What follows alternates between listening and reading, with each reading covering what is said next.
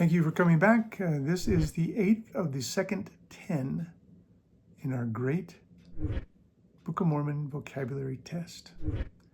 So at this point in time, we're 18 of 60. We're almost a third of the way through. You've seen many of them or some of these words. You can see that they're not easy. And again, could Joseph have known some of these words? He could have. I don't know. I wasn't there. But in a collective form, you take these 60 words, if you happen to watch all of them or some of them, what you'll find at the end is I do not believe Joseph Smith could have been the author of this book based upon these words. And remember, my great 30 people who took the test got 77% of the words spelled right. They spelled 77% of the words right. All college graduates up to PhD. You only got 33% of the definitions right, which is always the kicker. And now we have another that just, I love humdinger. That's kind of my word. And we have a humdinger coming up. The word is peradventure. Peradventure. Now it is used in the Bible. I'll give you that 27 times.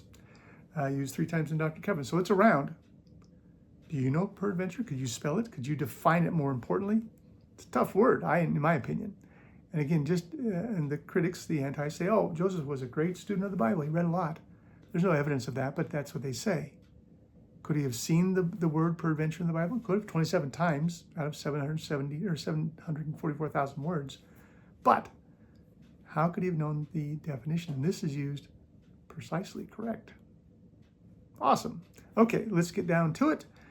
Peradventure, 4 syllables. There's a spelling. And you can see there, 66% of my folks spelled it right. A little below average, a little tougher word, but, interesting. But look at the ones who got the definition right. 7, that's 2 people. That's like appellation. It's a tough word in defining. So where is it used? How is it used? And could you figure that out? Can you figure out what the definition of that might be? Now this is found in Alma 37. And Alma 37, you may recall, is Alma the Younger. He's talking to his 3 sons. This is Helaman he's talking to. So the son who's going to take his place as prophet. And he's got advice for him. There's an issue going on. The issue is they found plates from the Jaredites. And it gives great detail about the secret combinations. And so Alma the Younger is giving Helaman advice about this. This is where peradventure comes up, of all places. Who would have guessed? So I'll read a couple of verses to identify what's going on. We'll read the definition and you think, oh, that's a pretty stinking good flip right there. Okay, let's go for it. This is verse 27 of Alma 37. And now my son, Helaman, he's talking to Helaman, I command you that you retain all their oaths and their covenants and their agreements of the secret abominations, and all their signs and their wonders you shall keep from this people, that they know them not, lest peradventure they should fall into darkness and be destroyed. Man, can you still define it? You've read it now. How would you define that? Let's pull out the definition and see.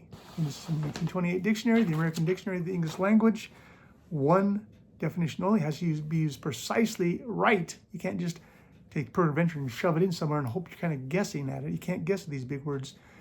It doesn't work that way. The definition is doubt or questioning. Nice and simple. Let's read it again and see how that fits in.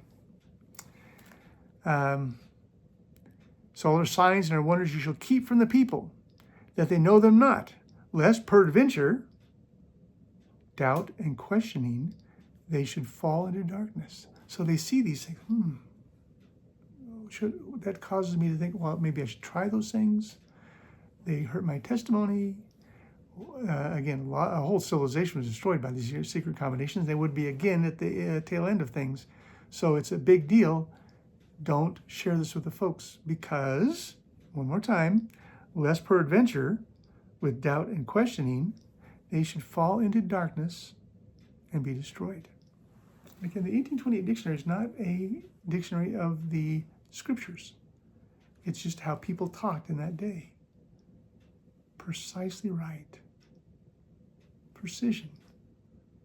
That's how this word is used. As always, my contention, Joseph couldn't have known that. But hey, let's keep going and see how we feel about things. Thanks for being with me. I appreciate it. On to the next word.